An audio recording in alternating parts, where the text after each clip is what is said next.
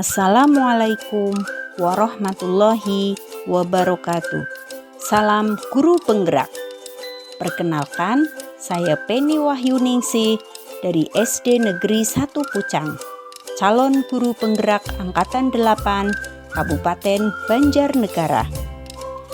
Pada video kali ini, saya akan menjelaskan koneksi antar materi, kesimpulan, dan refleksi pemikiran Ki Hajar Dewantara pada modul 1.1.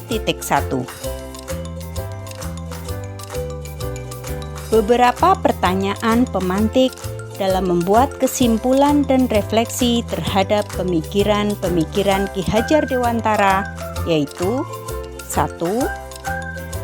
Apa yang saya percaya tentang murid dan pembelajaran di kelas sebelum saya mempelajari modul 1.1. 2. Apa yang berubah dari pemikiran atau perilaku saya setelah mempelajari modul ini? 3. Apa yang dapat segera saya terapkan lebih baik agar kelas saya mencerminkan pemikiran Ki Hajar Dewantara? Sebelum mempelajari konsep pemikiran Ki Hajar Dewantara, ada beberapa hal yang cenderung saya lakukan dalam pembelajaran di kelas. Di antaranya, 1.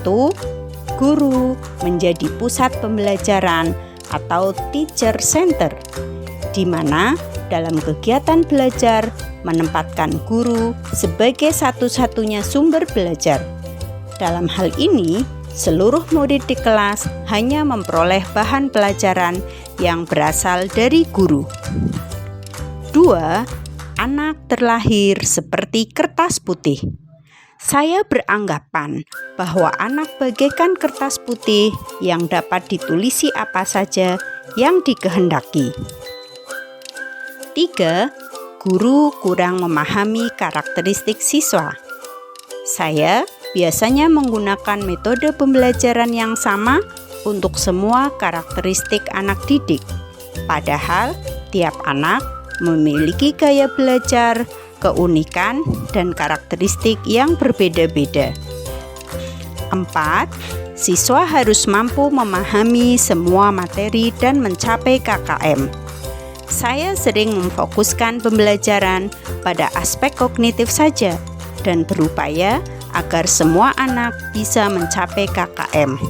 Padahal, pendidikan seharusnya tidak hanya mentransfer ilmu saja, namun juga mentransfer nilai-nilai akhlak mulia kepada peserta didik. 5.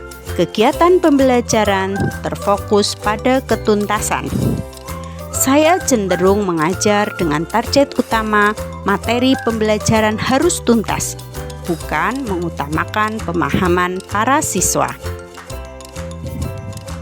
Yang berubah dari pemikiran atau perilaku saya setelah mempelajari pemahaman Ki Hajar Dewantara.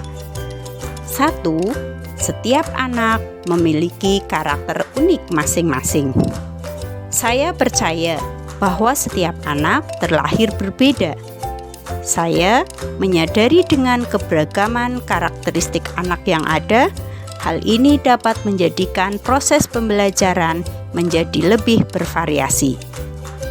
2. Anak terlahir dengan memiliki garis-garis samar.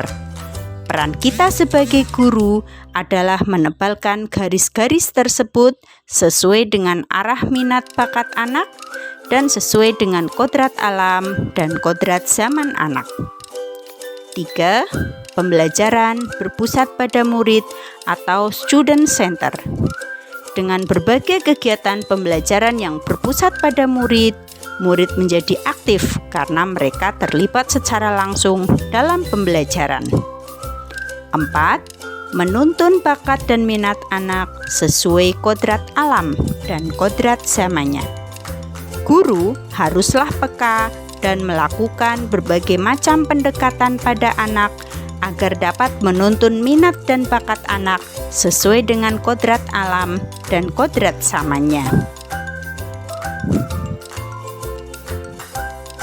Setelah saya bergabung di pendidikan guru penggerak, saya banyak belajar mengenai filosofi pemikiran Ki Hajar Dewantara. Di antaranya, 1. Pendidikan berpihak pada murid. 2. Pendidikan yang menuntun. 3. Pendidikan sesuai kodrat alam dan kodrat zaman. Yang dapat segera saya terapkan lebih baik agar kelas saya mencerminkan pemikiran Ki Hajar Dewantara, yaitu 1. Merencanakan dan melaksanakan pembelajaran yang menyenangkan serta melibatkan murid dalam proses pembelajaran.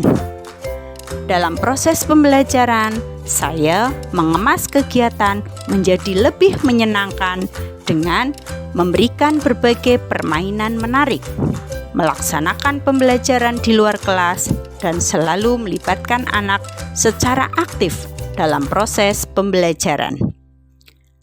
2. Menerapkan pembelajaran yang sesuai dengan kodrat alam dan kodrat zaman.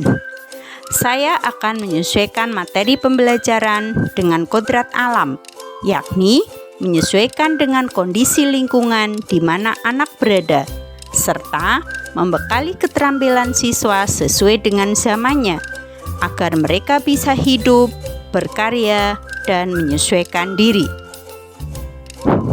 3. Menerapkan pembelajaran dengan sistem Among. Dalam sistem Among, guru wajib mengingati dan mementingkan kodrat irodatnya anak-anak, dengan tidak melupakan segala keadaan yang mengelilinginya. 4. Menerapkan konsep merdeka belajar dan mengutamakan aspek budi pekerti, yaitu pendidikan mengajarkan untuk mencapai perubahan dan dapat bermanfaat bagi lingkungan masyarakat.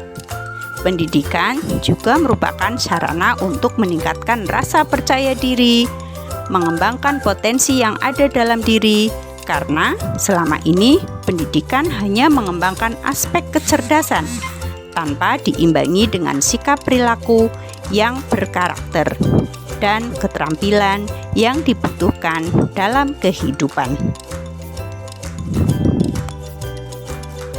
Kesimpulan yang bisa kita ambil adalah 1.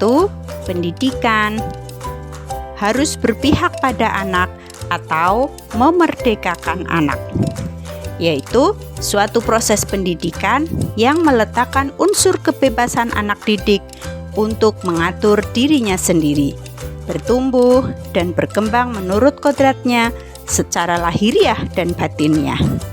Pendidikan yang memerdekakan adalah proses pendidikan yang menuntun murid di dalam mereka mengembangkan potensi-potensi positif yang ada, yang dilandasi dari kebebasan di dalam mengeksplorasi potensi-potensi tersebut, bebas dari berbagai tekanan, baik dari dalam diri individu murid tersebut maupun dari dalam luar diri.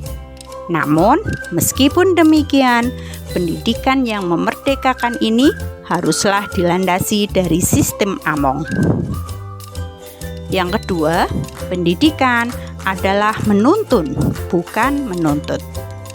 Pendidikan memberi tuntunan atau menuntun terhadap segala kodrat yang dimiliki anak agar ia mampu mencapai keselamatan dan kebahagiaan yang setinggi-tingginya, baik sebagai seorang manusia maupun sebagai anggota masyarakat. Ketiga, pendidikan tidak hanya fokus pada aspek kognitif, namun juga budi pekerti.